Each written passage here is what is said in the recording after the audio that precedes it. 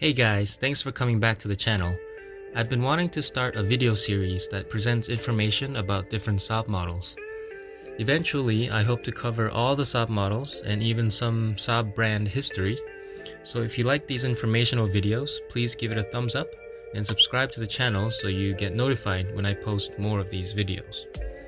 The goal of these videos is to present the main details about the models without getting too into the technical side, so there will be information that I will be leaving out because the video will be way too long if I present everything.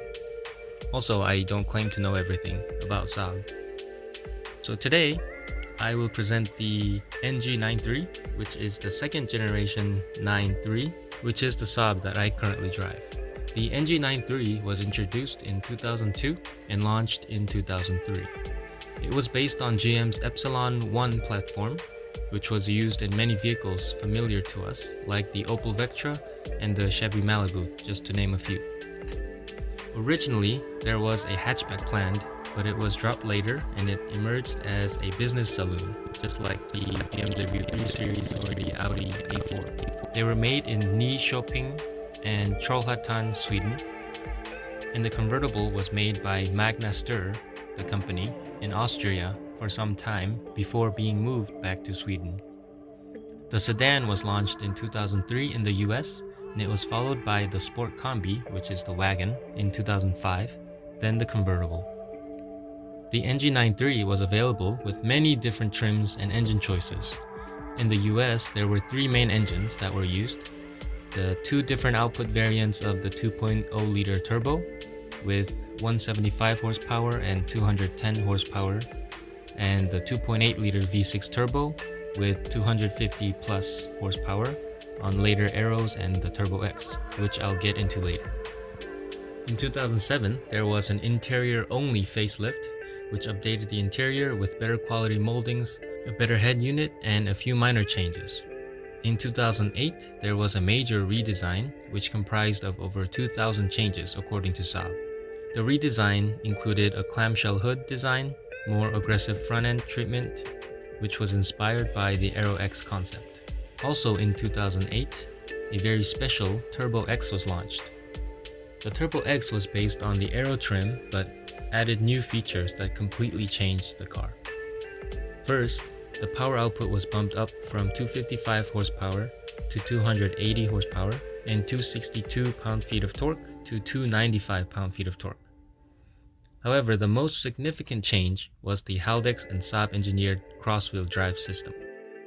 Something unique to SAAB's cross-wheel drive was the takeoff management program. It engaged the rear wheels even without detecting front wheel slippage. This allowed the power to be put down faster and improved grip significantly.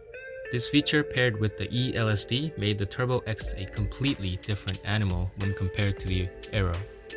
Visually, the trim around the grills and fog lights were darker and had the Turbo X specific wheels. Out the back, there was an elliptical rear deck spoiler and a rhomboid tailpipe and restyled diffuser.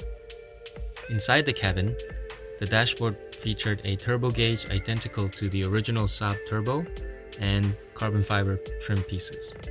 The Turbo X is one of the best looking and rarest SAABs in my opinion.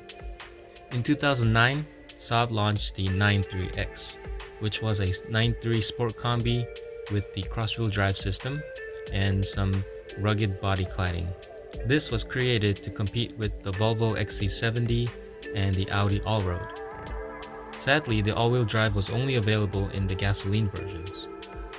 The NG9-3 is kind of the ugly duckling of the SAAB community because, let's be honest, it had a lot of parts from GM and it was normal, unlike the previous quirky OG 9-3s and the 900s that came before it. But looking at the sales numbers, it shows that they were more popular to the masses than the previous generations. So it was definitely a good model for SAAB. I think this model got more non-SAAB people introduced to SAABs, and in that sense, it was a very important model.